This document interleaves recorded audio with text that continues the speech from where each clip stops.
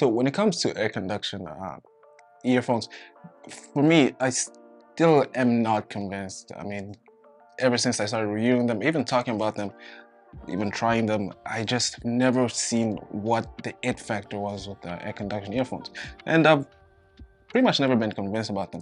But if there was a way to at least try to change my mind, then this would be a way to do it. So this is the EMEET AirFlow, and at a minimum they try to give some things that could sway you if you're also on the fence when it comes to air conduction earphones. So the first thing that stuck out to me, of course, with EMEET is, you know, they're really good with packaging, but that's another story for another day. But the first thing that sticks out almost quite literally is when opening the case, there's the dongle in there, and that's the microphone. There's also some cosmetics that comes with the earphones just to make them more easier to use. So there are some rubber stoppers, because with air conduction earphones, they have a tendency to slip and fall much easier than just an ordinary pair of headphones or earphones. And the rubber stoppers for these earphones are also intended to mitigate all of that. The earphones are matte black and the touch capacitive buttons are silky.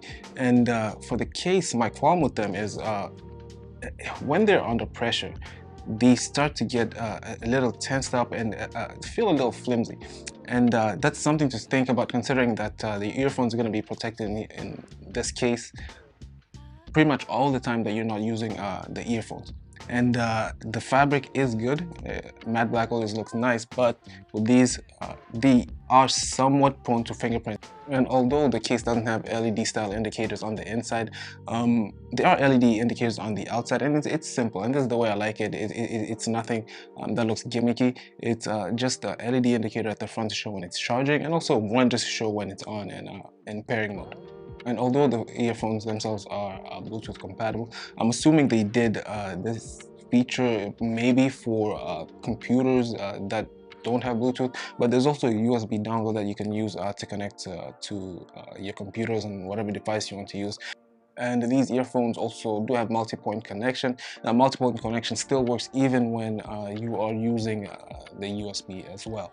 Now, the complete battery life for these earphones is 40 hours, and the IP rating is IPX5, which it's nothing crazy, but at the same time, when it comes to air conduction earphones, they never really have a really high IP rating anyways.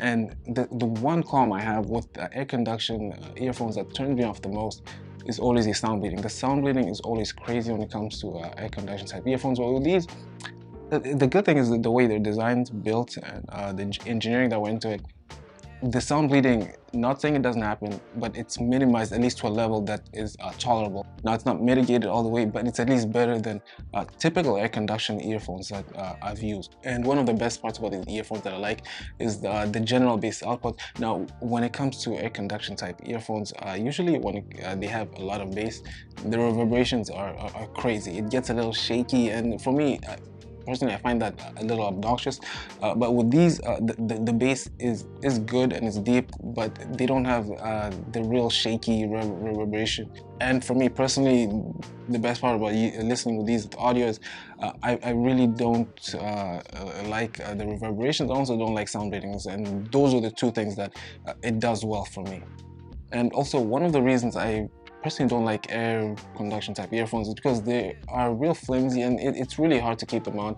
But the good thing with these is they also do have the rubber stoppers, which I'm really fond of, and I like that they at least grip better and mitigate the earphones from being just loose in an annoying way. So coming down to it, like, I'm still not convinced about air conduction earphones, but in a way, then this would be a way to sway my mind. Right? There's some cosmetics there, and there's some things in there that at least try to make them different, but they stand out and stick out from just ordinary pair of air conduction earphones. Air conduction earphones, they all look the same in my opinion. They all sometimes sound the same, but there isn't really an it factor that makes them different or make them stand out, or something that just makes them unique.